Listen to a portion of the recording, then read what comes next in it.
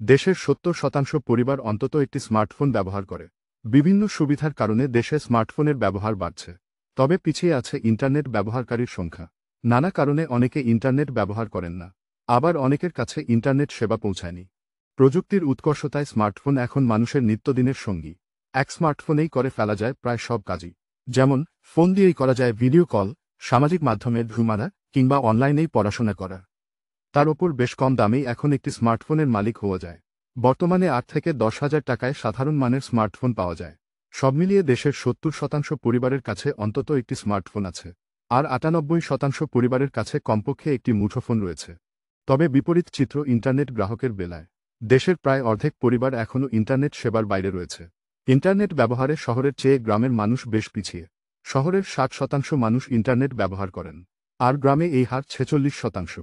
অন্যদিকে, ব্যক্তি পর্যায়ে ইন্টারনেট ব্যবহারের হার আরও কম। শহর গ্রামনির্বিশেষে এ হার প্রায় ৪৬%।